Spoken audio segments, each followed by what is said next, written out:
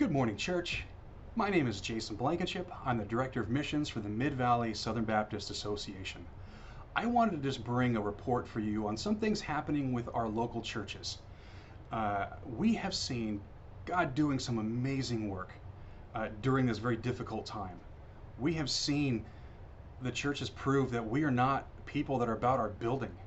We are about a relationship with Jesus Christ, and we are about fulfilling our mission and purpose.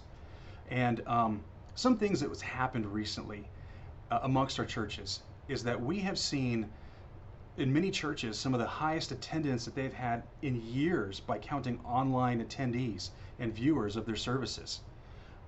There has maybe never been an easier time in all of our history for you to invite a neighbor to be able to join you in church and have it be as safe as possible, them simply viewing from home.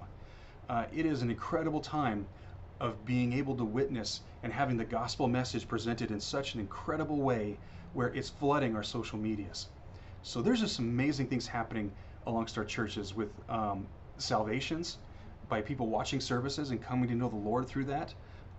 We have churches doing incredible follow-up digitally. We have small groups still meeting together through Zoom and connecting with one another.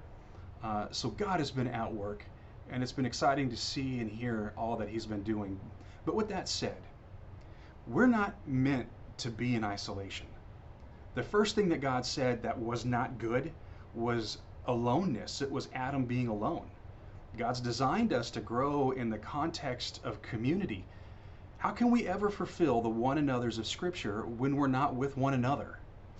We've learned anything through these last few months is that God has designed us, our purpose takes place within community. We need one another to fulfill who God's called us to be. And I am praying that all of this ends soon. With that said, there are some unique times in Scripture that God has used isolation to grow people spiritually. Isolation has been a tool that God has used in developing people with some of their major foundational work. When you see God using someone in Scripture in an amazing way, a lot of times we can back up and see He did work with them in isolation, where He grew them and developed them in some awesome ways. Jesus spent 40 days in the wilderness. Moses was in the desert. David was in the wilderness and developed spiritually during that time.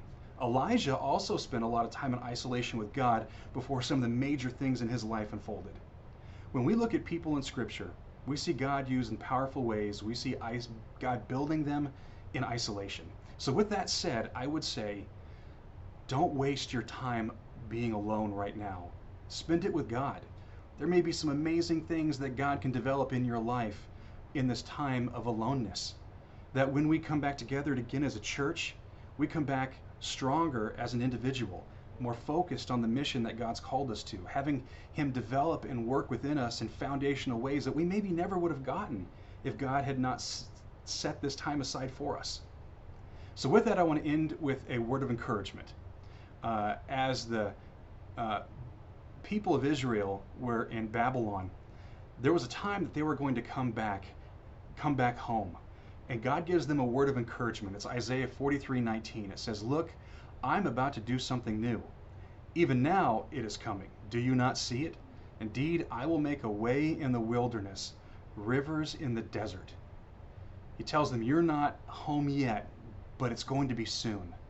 He's in the process of making a way in our wilderness. We also can claim there's rivers in our desert that God is forming. I pray that you would draw near to Him, drink from that river, that you'd have some time to grow spiritually. And I pray that we'll be together again soon. I look forward to the chance I can come and visit your church in the near future and spend some time with you as well.